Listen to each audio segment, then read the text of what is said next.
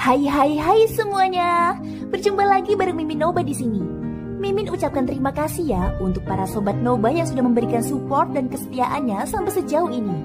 Dan juga Mimin tidak akan bosan-bosan minum pil Tika Dewa agar terus kerja membawakan episode-episode berikutnya dari BTTH Keabadian Kaisar. Pokoknya jangan bosan-bosan untuk terus mengikuti kelanjutannya.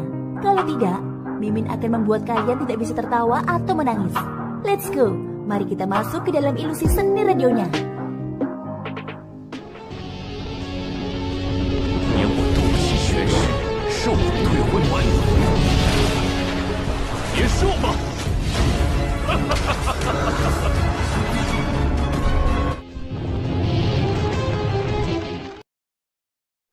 Melanjutkan cerita dari episode sebelumnya ya. Ayo pergi. Di langit, Xiaoyan mengalihkan pandangannya dengan acuh tak acuh. Segera dia melihat ke arah pintu masuk reruntuhan kuno di bawah. Dengan kekuatan yang dimiliki Xiaoyan saat ini, ia dapat dengan mudah membunuh Zuolin dan bahkan semua orang dari klan Zuo. Namun Xiaoyan tidak melakukannya. Sebagai seseorang dari generasi yang sama, harga diri Xiaoyan tidak mengizinkannya meminjam kekuatan orang lain untuk membunuh lawan yang lebih kuat darinya. Dari sudut pandang Xiaoyan, cara terbaik untuk mengalahkan lawan adalah dengan mengandalkan kekuatan sendiri. Tentu saja dengan membunuh Zuolin bisa dianggap menghilangkan bahaya tersembunyi. Namun pada saat yang sama, Xiaoyan tidak akan mengalami pertumbuhan apapun. Jika seseorang ingin menjadi kuat, pertama-tama ia harus belajar menghormati lawannya. Hanya dengan menghormati lawannya, seseorang dapat melihat dirinya sendiri dengan jelas. Jalan kultivasi tidaklah mudah, dan setiap orang membutuhkan cermin. Lawan yang cukup kuat niscaya akan menjadi cermin yang paling terang dan paling transparan. Di bawah tekanan api surgawi, kabut darah merah di dalam lubang sepenuhnya dipurnikan menjadi kekosongan oleh api dingin tulang. Xiaoyan dan trio Tianying juga dengan cepat tiba di depan pintu masuk reruntuhan itu. Pada saat ini banyak ahli di belakang mereka berempat buru-buru mengikuti setelah melihat kabut darah ditekan. Sekarang pilar darah aneh itu tidak ada lagi, dan kabut darah ditekan oleh api surgawi. Bukankah ini saat terbaik untuk memasuki reruntuhan kuno? Tentu saja meskipun semua orang memiliki pikiran seperti itu di hati mereka tidak berani terlalu dekat dengan kelompok Xiaoyan. Bagaimanapun, mereka secara pribadi telah menyaksikan kekuatan Xiaoyan. Jika mereka membuat marah Xiaoyan yang ada di depan mereka, dia akan berbalik dan menampar mereka. Mengingat kekuatan orang ini, mereka tidak berpikir memiliki kesempatan untuk bertahan hidup dari serangan Xiaoyan. Pada saat ini orang berjubah hitam yang sebelumnya bersembunyi di antara kerumunan, kini berdiri dengan tenang di depan kerumunan. Aura kuat di dalam tubuh Xiaoyan berangsur-angsur menghilang setelah ia tiba di depan pintu masuk reruntuhan. Wajah Xiaoyan tanpa sadar menjadi pucat di balik jubah hitamnya. Menggunakan kekuatan Guyao dengan cara seperti ini merupakan beban yang cukup besar bagi tubuh Xiaoyan. Setelah kekuatannya dilepaskan, tubuh Xiaoyan seperti bola yang kempes. Xiaoyan, apakah kamu baik-baik saja? Trio Tianying juga merasakan keanehan pada tubuh Xiaoyan. Xiaoyan di depan mereka tiba-tiba berubah menjadi orang yang berbeda.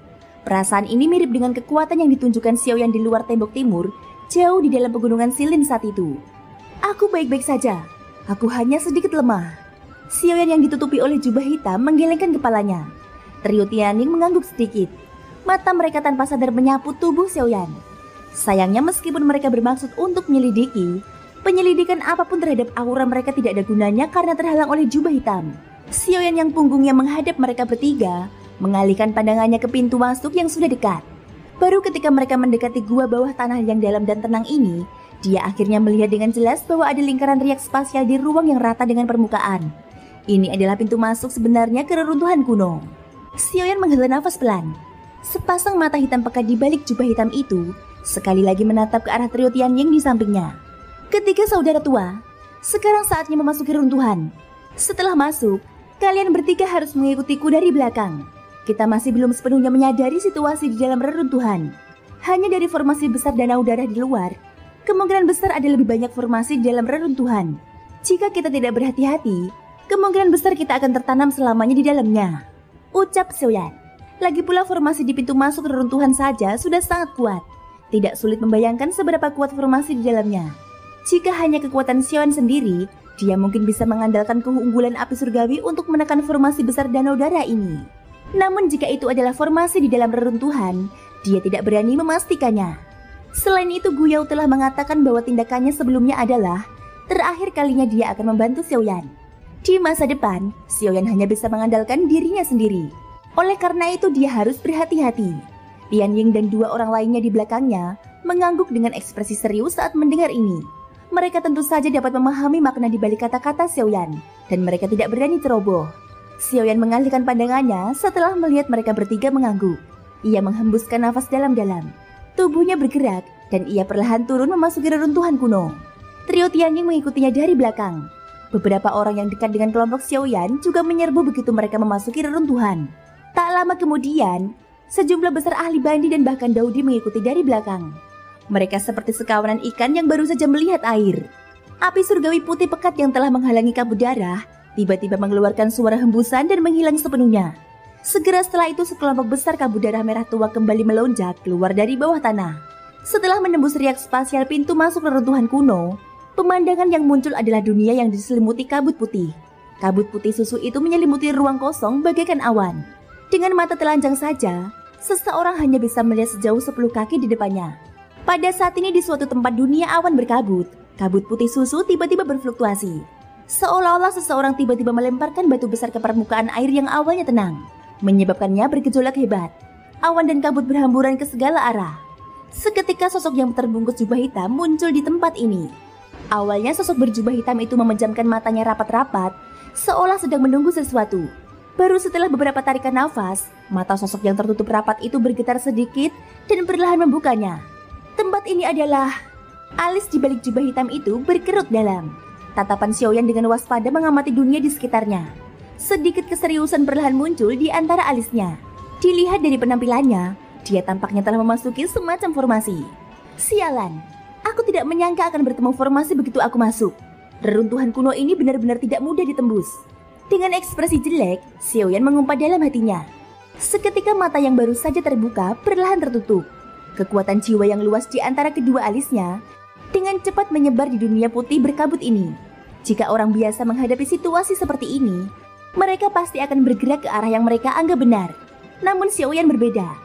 Jika dia bergerak gegabah dalam situasi di mana dia tidak jelas dengan situasi dalam formasi dan tidak tahu jalan keluar, dia hanya akan menyebabkan dirinya jatuh ke dalam labirin yang dalam dan tidak dapat melepaskan diri.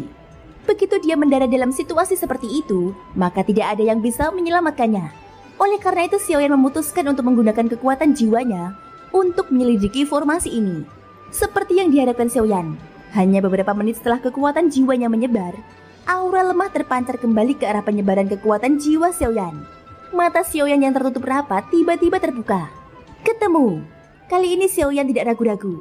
Tubuhnya berbalik dan menghadap ke arah datangnya aura aneh itu. Tubuhnya melesat seperti anak panah tajam yang menembus awan. Dalam sekejap mata, ia telah terbang beberapa ribu kaki jauhnya. Namun setelah 15 menit berlalu, Xiaoyan yang melesat maju sedikit mengernyit. Keraguan muncul di hatinya. Dalam penyelidikan sebelumnya, kekuatan jiwanya hanya menyebar selama beberapa menit. Dan dia sudah menemukan jalan keluar dari formasi aneh ini. Namun pada saat ini Xiaoyan telah terbang cepat ke arah itu selama 15 menit. Tapi dia tidak melihat apa yang disebut jalan keluar dari formasi tersebut. Tubuh Xiaoyan yang tadinya terbang cepat ke depan tiba-tiba berhenti di udara. Ekspresi wajahnya di balik jubah hitam itu langsung menjadi serius. Dia jelas telah terbang ke arah yang benar untuk waktu yang lama. Namun mengapa dia masih tidak dapat melihat jalan keluarnya? Secara logika, dia seharusnya telah melewati lokasi jalan keluar itu sejak lama. Ada yang aneh dengan tempat ini. Xiaoyan diam-diam berkata dalam hatinya. Dia langsung merasa ada yang tidak beres. Tubuhnya bergerak dan dia akan menyerang ke depan dengan ledakan dahsyat. Karena saat ini ia terjebak dalam formasi dan tidak memiliki cara untuk menemukan jalan keluar, ia mungkin harus terus maju dengan tegas. Mungkin dengan melakukan itu, ia akan dapat memanfaatkan peluang untuk bertahan hidup. Akan tetapi saat Xiaoyan hendak bergerak, sebuah suara lembut yang membuat jantung berdebar-debar tiba-tiba terdengar. Kakak Xiaoyan! Begitu suara ini sampai ke telinga Xiaoyan, tubuh Xiaoyan yang baru saja bergerak langsung terdiam di tempat. Sepasang matanya melebar hingga karena terkejut. Bahkan seluruh tubuhnya tanpa sadar bergetar hebat. Di wajahnya ada ekspresi ketidakpercayaan yang mendalam. Tak lama kemudian, teriakan yang familiar itu sekali lagi terdengar. Dibandingkan sebelumnya, kali ini sepertinya teriakan itu tepat di samping telinganya. Kakak Xiaoyan! Begitu teriakan itu jatuh, Xiaoyan yang berdiri di udara tiba-tiba menoleh. Seperti yang diduga, sosok yang familiar dan cantik berdiri di depan Xiaoyan. Melihat sosok cantik ini, seluruh tubuh Xiaoyan awalnya terkejut. Seketika emosi dalam hatinya seperti sungai kuning yang meluap. Tiba-tiba dia memeluk erat orang cantik di depannya. Kerinduan dalam hatinya tak dapat lagi ditahan. Sun-er, karena kerinduannya, suara Xiaoyan terdengar sedikit serak. Gadis muda itu yang dipeluk erat dalam pelukannya juga memperlihatkan senyum manis yang hangat. Kemudian dia mendorong Xiaoyan dengan lembut.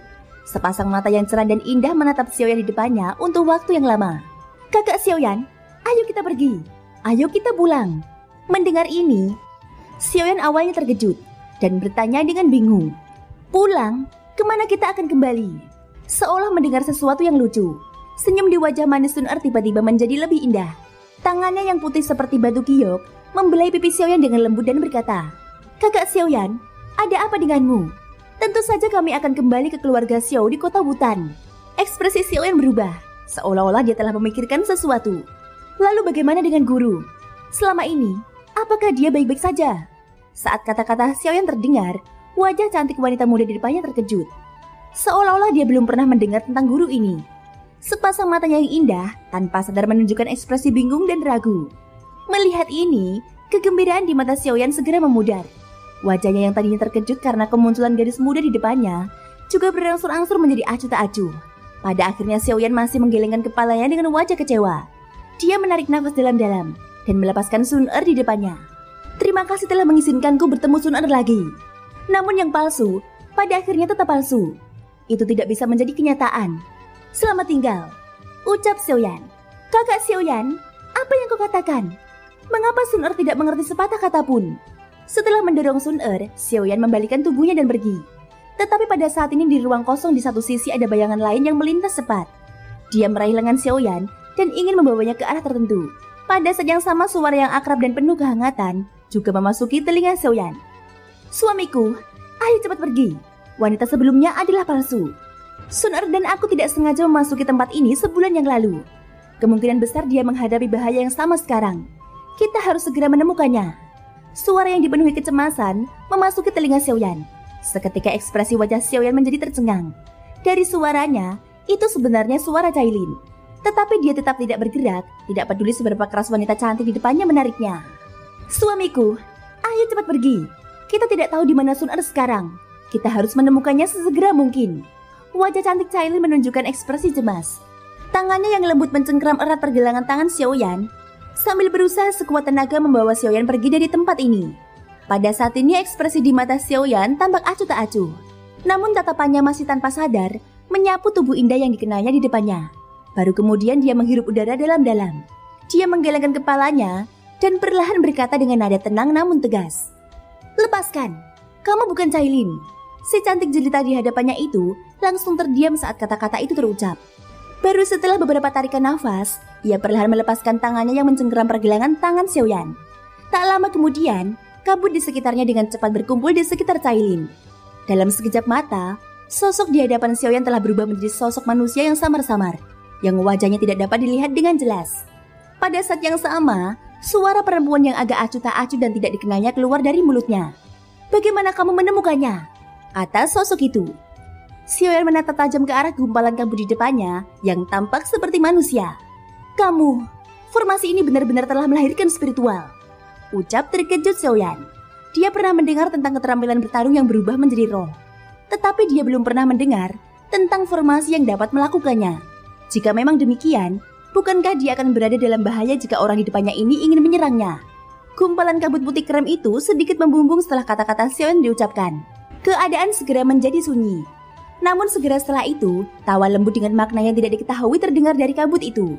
Mungkin Xiaoyan yang mengenakan jubah hitam tanpa sadar menghirup udara dingin saat mendengar jawaban ambigu ini. Keseriusan dalam hatinya tidak berkurang. Terlepas dari apakah pihak lain adalah roh dari formasi ini atau bukan, kemungkinan besar tidak akan sulit baginya untuk menghadapinya. Kilatan dingin melintas di mata Xiaoyan. Ia berhenti sejenak sebelum sudut mulutnya terangkat membentuk senyum dingin. Alasan mengapa aku bisa mengenalimu sebagai seorang penipu adalah karena Cailin tidak memanggilku dengan sebutan suami. Dia selalu memanggilku dengan namaku. Sosok manusia berwarna putih krem di depannya tanpa sadar berfluktuasi setelah kata-kata Xiaoyan diucapkan. Seketika tawa lembut terdengar dari sosok manusia itu, seolah-olah menggambarkan bahwa memang begitulah adanya. Xiaoyan tanpa sadar mengerutkan kening saat melihat ini. Doki di tubuhnya diam-diam mulai beredar saat ini. Tidak perlu gugup, kamu bisa meninggalkan tempat ini. Suara samar seorang wanita terdengar dari kabut di depannya. setelah merasakan fluktuasi doki di dalam tubuh Xiaoyan. Segera setelah suara wanita itu terdengar, kabut yang memenuhi ruang di depan Xiaoyan dengan cepat menyebar ke samping seolah-olah telah menerima perintah. Kabut itu membuka jalan selebar 2 meter di depan Xiaoyan. Ekspresi terkejut tanpa sengaja melintas di mata Xiaoyan saat melihat ini. Dia sedikit mengernyit dan kekuatan spiritualnya menyebar. Kekuatan itu menyebar dengan cepat ke ujung jalan di depannya. Dalam beberapa tarikan nafas, kekuatan spiritual yang disebarkan Xiaoyan memang menemukan jalan keluar. Kau benar-benar membiarkanku pergi. Aku tidak percaya bahwa kau sebagai roh formasi mampu melakukan hal yang tidak patut seperti itu, ucap Xiaoyan. Gumpalan kabut di depannya tanpa sadar menjadi sunyi saat mendengar ini. Tak lama kemudian, tawa indah terdengar dari dalam. Hehehe, kenapa? Apa kau takut aku akan merencanakan untuk menyakitimu? Karena aku adalah roh formasi, aku bisa langsung menyerangmu jika aku ingin berhadapan denganmu. Kenapa aku harus membuang-buang tenaga? Bukankah itu sama saja dengan meminta penolakan? Tentu saja jika kamu tidak mau pergi, aku juga bisa membiarkanmu tinggal selamanya. Menjelang akhir, nada itu benar-benar membuat hati seseorang tanpa sadar merasa dingin. Namun setelah merenung sejenak di dalam hatinya, Xiaoyan tetap mengangkat kakinya dengan hati-hati dan perlahan berjalan menuju ujung lorong di depannya. Baru setelah berjalan 100 langkah, Xiaoyan menoleh untuk melihat ke belakang. Kabut yang tersebar perlahan menyebar, menyebabkan Xiaoyan saat ini tidak memiliki cara untuk mundur. Melihat pemandangan ini, ekspresi wajah Xiaoyan sekali lagi berubah. Namun pada akhirnya dia masih menggerakkan tubuhnya tanpa daya. Dia dengan cepat terbang menuju arah pintu keluar. Ketika sosok Xiaoyan perlahan menghilang ke dalam kabut, kabut putih susu perlahan mengembun di titik tertentu dalam formasi. Namun tidak seperti sebelumnya. Kali ini yang muncul seorang wanita cantik mengenakan gaun panjang. Wanita itu mengenakan gaun panjang berwarna emas. Berbagai macam gambar formasi digambar di atasnya. Hal yang paling misterius adalah bahwa gambar formasi itu sebenarnya berkedip-kedip samar dengan cahaya terang. Roh formasi ini sungguh orang yang menarik. Xiaoyan yang berada di sisi lain terbang dengan kecepatan yang sangat cepat. Dalam sekejap mata dia sudah melihat cahaya putih yang menyilaukan di ujung lorong di depannya. Tidak salah, ini memang jalan keluar. Xiaoyan berkata dengan terkejut di dalam hatinya. Segera setelah itu dia langsung mengeksekusi langkah pemusnahan langit. Pada saat berikutnya, Xiaoyan sudah muncul di depan cahaya putih. Senyuman muncul di wajahnya. Tubuhnya tegak ke depan dan langsung menghilang ke dalam cahaya putih di depannya. Thank you guys sudah mendengarkan ceritaku di episode kali ini sampai akhir. Ikutin terus kelanjutan episode berikutnya ya. Semoga hari kalian menyenangkan. Sampai jumpa dan bye-bye.